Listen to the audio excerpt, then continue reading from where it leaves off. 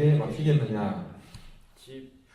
집 하인이 두 주인을 섬길 수 없나니 혹 이를 미워하고 저를 사랑하거나 혹 이를 중히 여기고 저를 경히 여길 것임이니라. 너희는 하나님과 재물을 겸하여 섬길 수 없느니라. 아멘. 사람에게 투자하라 라는 제목으로 말씀 증거하겠습니다. 사람에게 투자하라. 오늘 본문은 불의한 청지기의 비유라고 제목이 붙어 있는데요. 이 비유에 등장하는 청지기는 주인의 소유를 자기 멋대로 낭비하는 그런 불의한 청지기였습니다. 여러분, 청지기라는 이 말이 오늘 우리 시대에 익숙하지 않은데 주인의 소유를 맡아서 관리하는 일종의 재산 관리인을 말하죠. 재산 관리인. 그렇다면 보통 이 주인이 누구를 청지기를 시키겠습니까? 자기가 제일 믿을만하고 신뢰가 가는 사람을 청지기로 시킬 텐데 그 믿었던 종이 지금 어떤 행동을 하고 있습니까? 주인 몰래 자기 마음대로 지금 이제 주인의 그 재산을 낭비하고 있었습니다. 이 소식을 전해 들은 주인은 이 종을 불러서 이렇게 이야기를 합니다. 내게 대하여 들은 이 말이 어찌 됨이냐? 내가 보던 일을 세마라. 청지기 직무를 계속하지 못하리라. 최후의 통첩이죠. 오늘날의 용어로 표현하자면 이제 정리해고 이제 끝이다. 이렇게 이제 일정을 통보하고요. 자, 그러면 이제 이 청지기는 자기 일을 이제 더 이상 하지 못하고 쫓겨나게 됐는데, 자, 보통 이제 이런 일을 하는 사람들은 여러분 어떻습니까? 청지기 이런 일, 재산 관리 이런 일 하다 보면 아무래도 이런 사람은 어떤 특징이 나타납니까? 계산에 빠르죠. 그죠? 계산에 빠르고 어떻게 이해관계에 능한 그런 사람일 것입니다.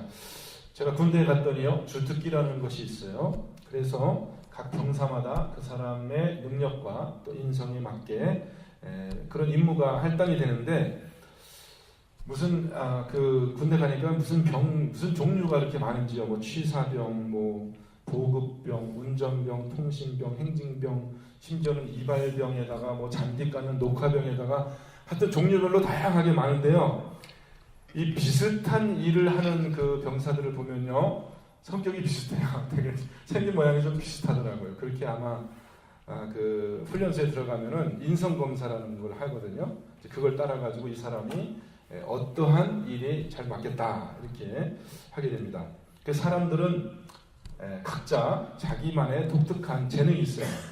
우리 속담에 곰도 뭐 구르는 재주가 있다, 군뱅이도 뭐 구르는 재주가 있다 이런 말이 있듯이 모든 사람들은 다 자기가 관심 있어 하고 자기만 이렇게 다른 사람들보다 더 특별하게 이렇게 능력이 발휘되는 그런 분야가 있기 마련이거든요. 이 청지기라는 이 사람은 아무래도 보통 사람들보다 센스가 빠른 사람이겠죠. 그죠? 주인의 마음을 읽고 이렇게 물질을 어떻게 하면은 유익할까 이런 일에 아주 능한 전문가예요. 그래서 이제 이런 계산을 하는 거죠. 자, 주인이 내 직분을 빼앗으니 내가 무엇을 할까?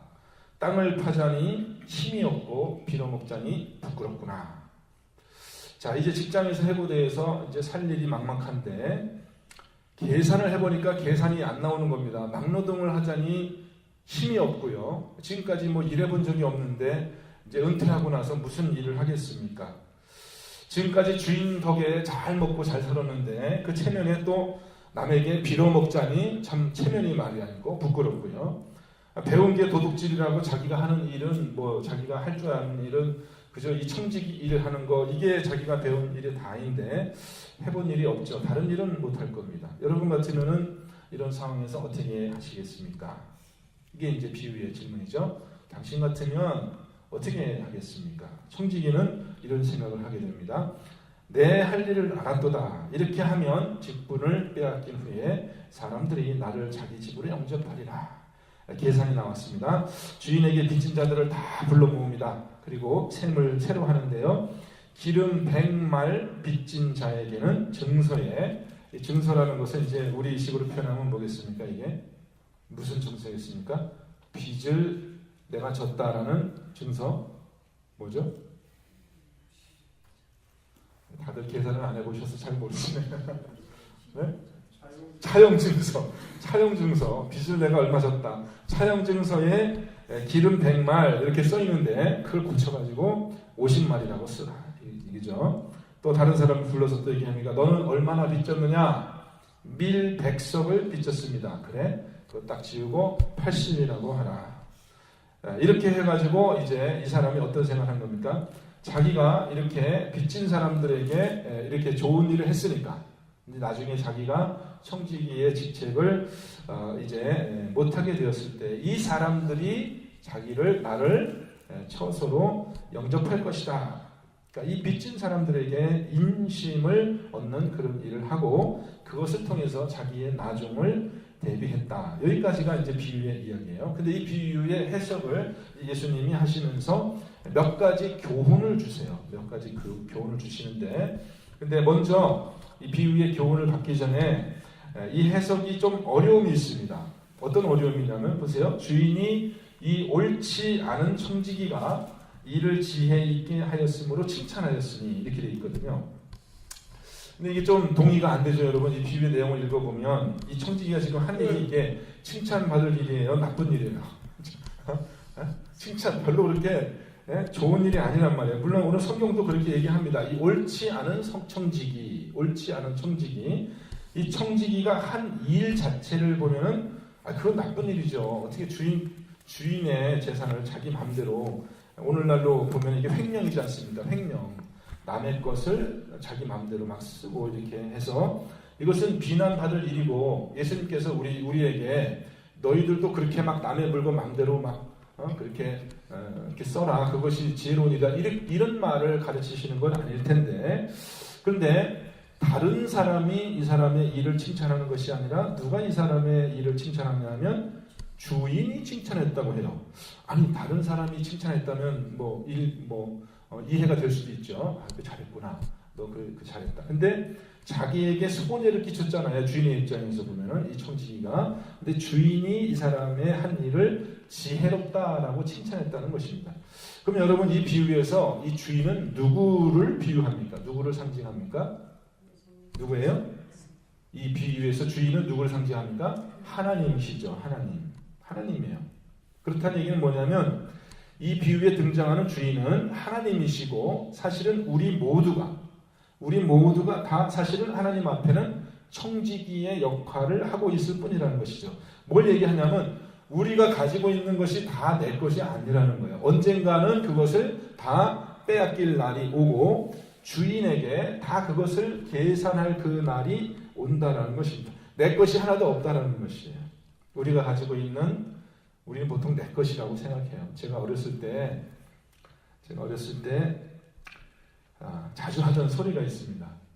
저는 제가 그런 소리 하는 사람인지를 몰랐는데, 우리 외갓집에 갔더니 외삼촌이 나를 흉내를 내는 거예요. 외삼촌이 나를 놀려먹으려고 흉내를 내는데 뭐라고 하냐면 내 거야 그러는 거예요. 근데 가만히 그 얘기를 듣고 보니까 내가 그 소리를 너무 자주 하는 거예요. 이렇게 삼촌들이 가지고 있으면 가서 탁 떼서 다음에 내 거야 그러면 이제 할머니가 내 편이니까 다 내 거가 되는 겁니다. 뭐든지. 우리는 다 어떤 생각이 있어요? 다 내 거라는 생각이 있는 거예요. 뭐든지 다. 내가 가지고 있는 건강이든지 소유든지 내가 가지고 있는 시간이든지 이게 다 내 거라고. 근데 오늘 비유는 뭐라고 얘기합니까? 그게 내 것이 아니라는 거예요. 그게 하나님이 임시로 우리에게 맡겨주신 것이고, 언젠가는 그것을 우리는 다 내놓아야 될 때가 있다는 것입니다. 하나도 남김없이요. 그런데요, 이 주인이 칭찬하는 것을 보십시오. 여기 이제 이 비유의 포인트가 있는데, 아니 이 주인 것을 마음대로 다 써버렸잖아요. 다 써버렸는데 주인이 그 사람을 잘했다고 칭찬을 했단 말이에요. 자기 마음대로 써버렸는데, 그거 왜 그러냐 하면은요, 이 주인은 종이 맡은 것을 돌려받을 것을 기대하지 않고 있어요. 만약에 주인이 알았잖아요. 지금 이 청지기가 자기 마음대로 주인 것을 낭비하는 것을 알았잖아요. 그러면은 당장 못하게 해야지. 왜 그 청지기에게 계속 그 일을 하도록 기한을 줬냐 말이에요. 그죠? 그것은 뭐냐면 이 주인은 이 청지기에게 재산을 돌려받을 것을 기대하지 않고 있습니다. 우리가 하나님이 이 주인이라는 것을 알면 우리가 이해할 수가 있어요. 하나님이 우리에게 주셨잖아요. 건강도 주시고 물질도 주시고 이 땅에서 우리가 누리어야 되는 모든 것을 주셨잖아요. 가족도 주시고. 하나님이 그것을 나중에 돌려받을 생각을 하고 있을까요? 돌려받을 게 없어요. 어차피 우리는 이 모든 것을 결국은 다 빼앗기게 되는데 그걸 하나님이 가져가시는 게 아니라 우리가 언젠가는 그것을 다 써버리고 없어질 것이라는 것을 이야기합니다. 그러니까 결국은 오늘 비유에서 이 청지기가 자기가 가진 것을 지혜롭게 잘 썼다라는 그 의미는 무슨 뜻이냐면은 어차피 이것은 다 없어질 것이라는 것이에요. 안 써도 없어질 것이고 써도 없어질 것이고. 그래서 이제 우리가 이 세상의 재화를 그 두 가지 종류로 나누잖아요. 이 세상의 재화를 두 가지 종류로 나누는데 뭐냐면은 안 쓰고 가지고 있으면은 좋은 그런 계속해서 그 가치가 보존되는 재화가 있지만은 안 써도 결국은 없어지는 재화가 있어요. 예를 들어서 여러분 비행기표 만약에 우리가 샀다고 합시다. 안 쓰고 가지고 있으면 어떻게 돼요? 결국은 휴지 조각이 되는 거, 종이 조각이 돼버리는 거죠. 그죠? 누구든지 그것을 써야지 되는 거지 안 쓰고 가지고 있으면은 그건 소용이 없는 거예요. 시간이 지나면은 우리가 가지고 있는 모든 것이 다 그렇다는 거예요. 결국 여기서 직분을 빼앗긴 이후의 삶은 영적으로 무엇을 의미합니까? 죽음 이후에 우리가 당면하는 그런 내세의 삶을 얘기하잖아요. 그래서 우리가 어차피 지금 이 세상을 살면서 우리가 영원히 지속하지 못할 것들을 가지고 지금 이 땅에서 살고 있는데, 자, 첫 번째 교훈은 뭐냐 하면은 불의한 재물로 친구를 사귀라라는 것입니다. 불의한 재물로 친구를 사귀라. 제가 그래서 이제 이 설교 제목을 사람에게 투자하라 이렇게 이야기합니다. 그러면 여기서 지금 불의한 재물과 친구가 대비되고 있어요. 불의한 재물을 사용해서 내가 가지고 있는 재물을 사용해서 이제 뭘 만드는 거예요? 친구를 만드는 거예요. 친구를 만들면 내가 가지고 있는 재물은 어떻게 됩니까? 주인이 이제 와서 세물하고 나면 내가 가지고 있는 재물은 어떻게 돼요? 가치가 어떻게 됩니까? 다 없어져요. 끝이에요. 거기서 주인 내 거 다 뺏으면 내가 가지고 있는 재물이 일시적인 거예요. 근데 친구는 어떻습니까? 친구는 주인이 내 직분을 뺏은 이후도 친구는 어떻게 돼요? 계속해서 내 친구로 남아있는 거잖아요. 그죠? 그러니까 이 지혜로운 이 청지기가 한 일은 뭐냐면 일시적인 가치가 있는 것을 사용해서 영원한 가치가 있는 무엇에 투자를 했다라는 것이죠. 여러분, 우리가 가지고 있는 거 한번 여러분 낱낱이 여러분이 가지고 있는 소유를 낱낱이 얘기해보세요. 뭐든지 시간이든지 건강이든지 무슨 물질이든지 뭐든지 다 얘기해보세요. 영원히 계속되는 게 있습니까? 썩지 않고 영원히 그 가치가 보존되는 것이 여러분 한 가지라도 있어요? 여러분 가지고 있는 것 중에서 한번 있으면 저한테 말해보세요. 썩지 않고 영원히 계속되는 거 여러분이 가지고 있는 것 중에서 뭐가 있어요? 금리빨이요? 보존돼 없어요. 결국은 다 썩어지고 없어집니다. 내가 썩어서 없어지든지 아니면 그것이 썩어서 없어지든지 둘 중에 하나예요. 네? 내가 먼저서 썩어서 없어지든지 아니면 내가 가지고 있는 소유가 썩어서 없어지든지 영원히 계속되는 것은 아무것도 없어요. 근데 보십시오. 이 친구가 보통 친구가 아닙니다. 이제 보통 친구가 아니에요. 왜 그러냐면은 거기 보면은 어떤 표현이 나오냐면은 자, 내가 이제 쫓겨난 후에 어떻게 됐습니까? 영원한 처소에 영접하리라. 9절 말씀이죠. 내가 너희에게 말하노니 불의할 재물로 친구를 사귀라. 그리하면 그 재물이 없어질 때에 그들이 너희를 영주할 처소로 영접하리라. 여러분, 친구를 잘 사귀는 게 이렇게 중요합니다. 아니 도대체 이 친구가 또 어떤 친구들이길래 나를 영주할 처소로 영접하냐 말이에요. 어떤 친구들이길래. 그러니까 어떤 친구를 사귀라는 것이냐. 결국은 죽음 이후에 나의 삶을 풍족하게 해줄 그런 친구를 사귀라는 것입니다. 근데 이것은 뭐냐 하면요.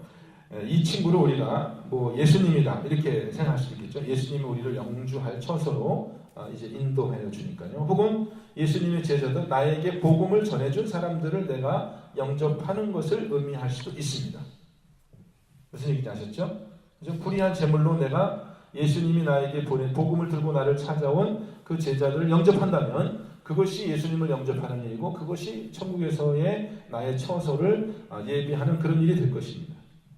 그렇지만 꼭 그런 의미가 아니라고 하더라도 우리가 만약에 우리 주변에 있는 그러한 어려움에 처한, 가난에 처하고 고통 중에 있는 그런 사람들을 위해서 우리가 일시적인 재물을 사용하여서 한 그런 모든 착한 행실이 결국은 심판때에 그 착한 행실, 나에게 도움을 받은 그 사람들이 하나님께 무엇을 호소하겠습니까?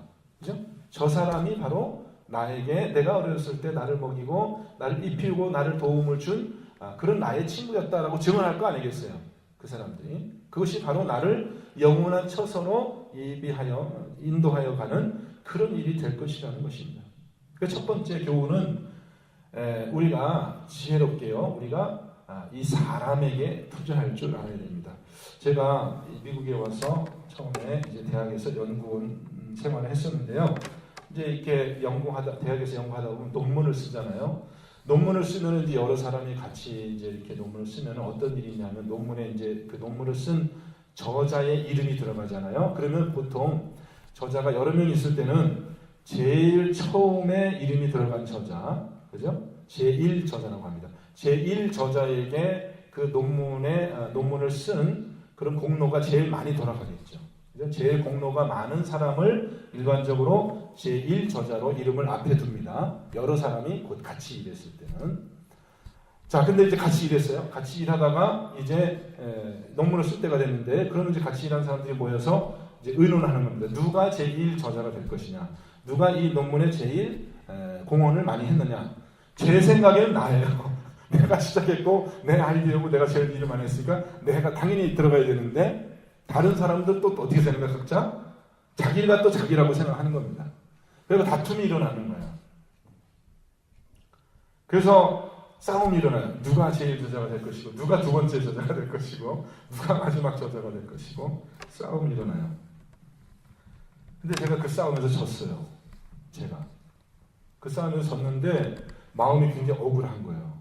내가 이게 영어도 이제 미국에 처음 왔으니까 영어도 잘 못하고 어리버리 해가지고 내가 이 사람을 당했구나, 막 이 속에서 이제 억울한 생각이 생겨나는 겁니다. 근데 중요한 건 뭐냐면요, 10년 지나고 나니까, 10년이 지금 뭐 10년 넘게 지났죠. 18년 지났는데 내가 그때 왜 싸웠지? 그러고 가지고 18년 지나고 나니까 지금 그게 논문이 내가 제1저자고 제2저자고 그게 지금 나하고 무슨 상관이 있어요, 지금 제가. 저는 지금 이제 공부하는 사람도 안 됐지만은 불과 10년, 20년 지났는데 그때의 내가 내 것이라고 막 내 거야라고 막 그렇게 주장했던 게 지금 내 삶에는 아무런 의미가 없고 가치가 없는 일이 돼버렸어요. 차라리 그때 그거 그냥 져버리고 그 사람들한테 인심이나 얻을 걸. 인심이나 얻을 걸. 그죠? 그랬으면 지금 그 사람들하고 관계라도 좋을 거 아니겠어요? 그죠? 그 사람들이 나를 좋은 사람으로 기억하고 인정해 주지 않겠어요?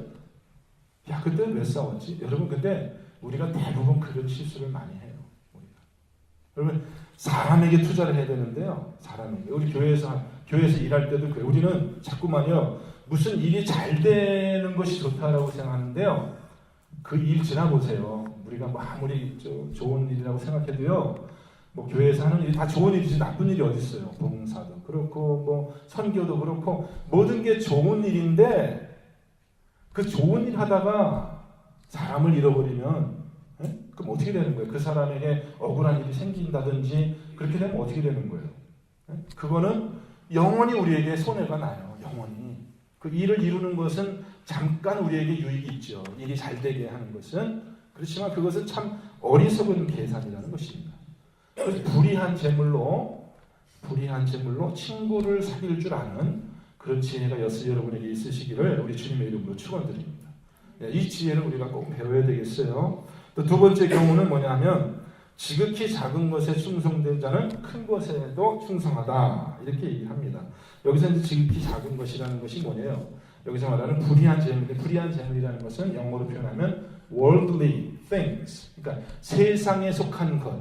여기서 불의하다는 것은 꼭 나쁜 일을 해서 모았다라는 뜻이 아니라 이 영원하지 않은 그 일시적인 가치만 가지고 있는 것을 얘기해요. 이 세상에서 우리가 가지고 있는 모든 소유는 다 그런 거죠. 일시적인 가치만 있는 거예요. 언젠가는 다 가치가 없어져 버릴 것들이에요.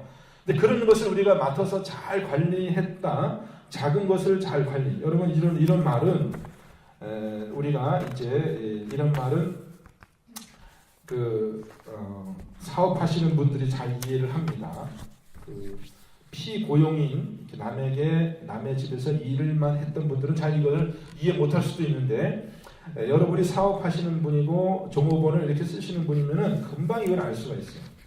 종업원에게 작은 일을 맡겨보면은요, 그 사람이 충성된 사람인지 아니면은 주인 앞에서 그냥 눈가림만 하고 그렇게 일하는 척하고 게으름 피우는 사람인지 주인은 대번에 알아요. 근데 종업원은 뭐라고 어떻게 생각합니까? 주인이 모를 거라고 생각을 해요. 주인이 모를 거라고 생각해요. 여러분 모를 것 같아요? 주인이 안 보는 데서 막 이렇게 뭐 하면은, 여기 사업하시는 분 다 있지만은 주인이 모를 것 같아요? 모르지 않아요. 다 알아요. 그래서 작은 일을 맡겨보고 충성되게 하지 않는 그런 이제 종업원에게는 절대로 크고 중요한 일을 맡기지 않습니다. 맡기지 않어요. 이제 조만간 누가 다른 사람, 좋은 사람이 있으면 그 사람의 일을 빼앗기게 돼요. 빼앗겨버리게 돼요. 궁극적으로 우리는 하나님 앞에 이 모든 일을 계산할 그 날이 옵니다. 이 땅에 있는 동안에 우리는 인간에게도 충성할 줄 알아야 되고, 특별히 우리 신앙인은 내가 일시적으로 맡은 이 재화를 어떻게 잘 관리하여서 영원한 그런 가치가 있는 일에 투자할 수 있을까? 이런 것들을 생각해야 됩니다. 베드로전서 2장 18절, 사환들아 범사에 두려워함으로 주인에게 순종하되 선하고 관용하는 자들에게만 아니라 또한 까다로운 자들에게도 그리하라. 그러니까요, 적은 일에 충성하고요, 안 보는 데서 주인에게 충성할 줄 아는 그러한 충성된 사원들이 필요한 거예요. 모든 주인들의 꿈이 뭐예요? 바람이 뭐예요? 모든 주인들의 꿈. 주인처럼 일하는 종업원. 그런 종업원이 없잖아요, 이 세상에. 그죠? 여러분들은 다 정말 이 세상에서 하나님의 종으로 부르심을 받았어요. 주인의 마음으로 충성되게 일하는 그런 진짜 하나님의 종들 좀 되시기를 주님의 이름으로 축원합니다. 이 세상에는 그런 사람들이 너무 없어요. 다들 자기 호주머니 채우고 자기 뒷관리나 하고 이런 것에만 관심이 있지, 정말 주인의 마음으로 그렇게 충성되게 일하는 그런 사람들이 없다는 것이에요. 그래서 이런 세상에서 저와 여러분이 빛의 자녀로 정말 이렇게 나서서 그렇게 해서 하나님께 충성하고 또 인간관계에도 충성하고 실제 나의 주인에게도 이 세상에서 하나님께서 주신 그런 관계 속에서도 충성하는 그런 여러분 되시기를 주님의 이름으로 축원드립니다. 기도하겠습니다.